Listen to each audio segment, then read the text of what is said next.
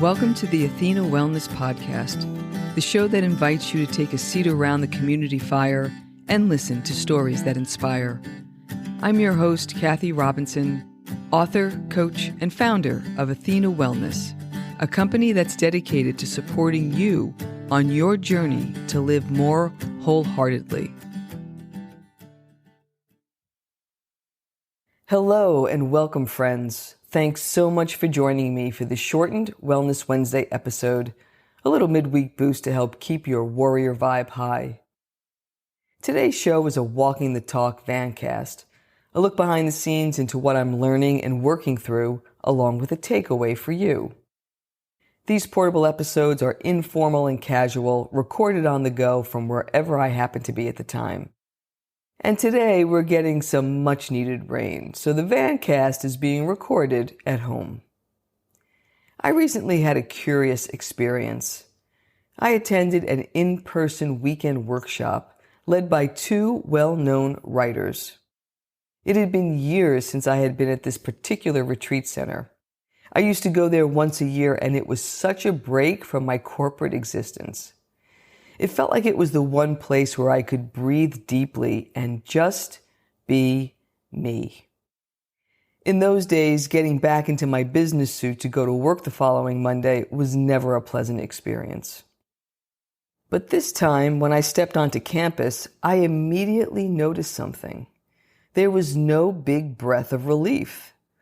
It was familiar and peaceful, and I was glad to be there.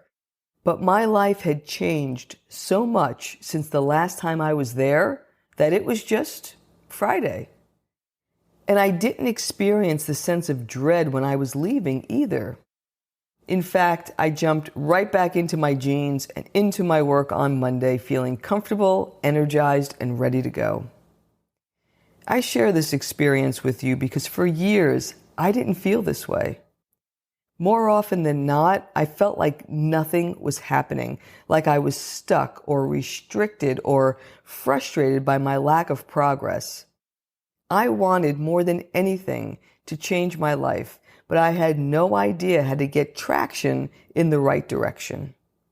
It seemed like an endless cycle of waiting.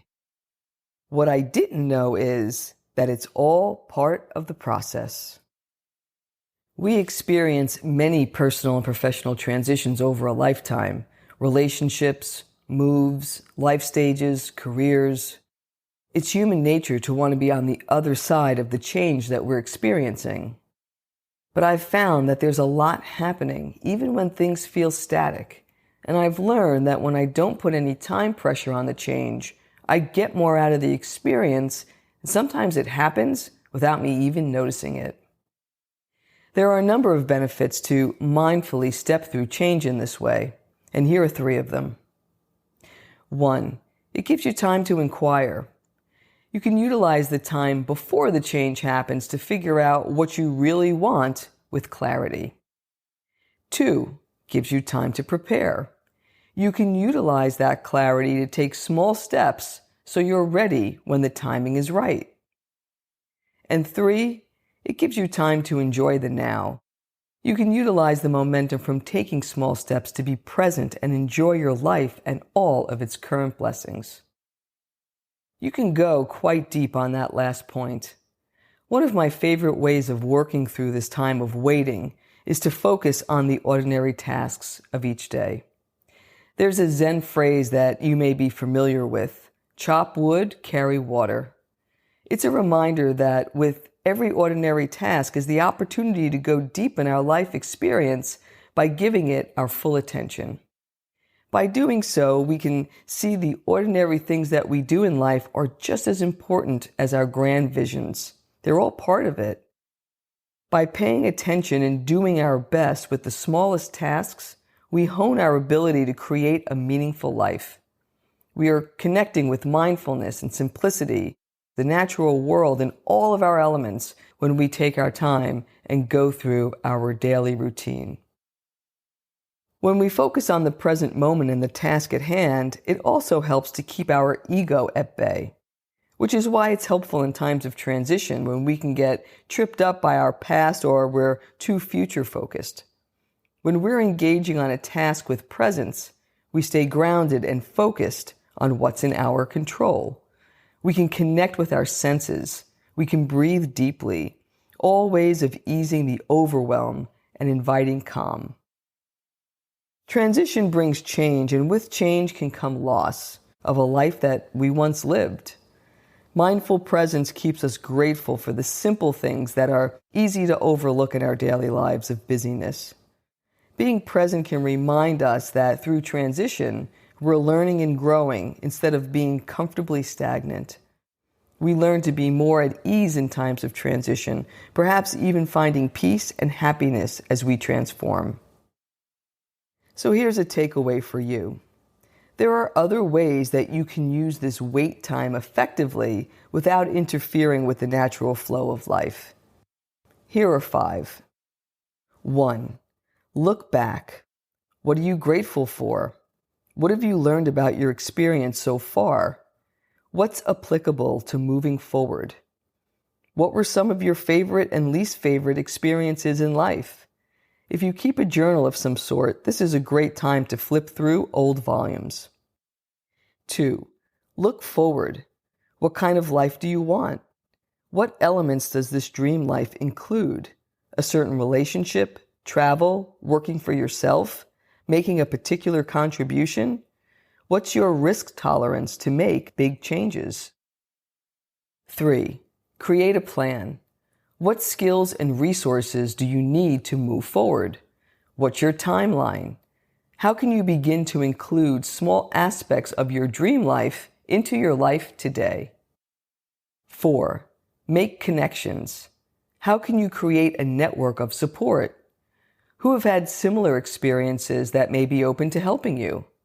How might you be able to help others as you start out on your journey? And 5, take good care. How can you take consistent quality time for yourself? What wellness practices will support you for the long term? And how can you begin to implement them now? I can look back at my own transition from a corporate employee to an entrepreneur with some distance now. And what's interesting is that I didn't recognize when the wait was over. Even though there were milestones like my last day at work, holding my book in my hands, giving my first talk, teaching my first class, I was so focused on those tasks that I barely noticed what I had dreamed of and worked toward all these years was here, that I was living the life that I designed. And so with this in mind, you could be closer than maybe you think you are. Here are 5 signs that your life is aligning with your deepest desires. 1. Increased confidence. You trust the flow of life and feel you can capably handle what's ahead. 2. Healthier relationships. You feel loved, supported, and connected, and enjoy spending time with yourself and loved ones. 3. Enhanced vitality. You're mindful of your thoughts, feelings, and actions, and make better daily choices that support your mind, body, and spirit. 4. Rising optimism. You have a deep appreciation for everything and everyone in your life today, resulting in feelings of gratitude and positivity. And 5. Increased abundance. You see an uptick in your work situation and finances, resulting in a feeling of security and an array of opportunities. So it's this beautiful dance between taking action and allowing space for the unfolding, of having solid intentions but flexible plans that adjust to the flow of life. These gradual twists and turns around the dance floor make changing your life for the better less daunting. This way of moving through time is less stressful and can have positive impact on your happiness and well-being. And one day, to your surprise, you may realize, just like I did, that you're actually living the life that you envisioned for yourself long ago. I'll leave you with the words of Tom Petty.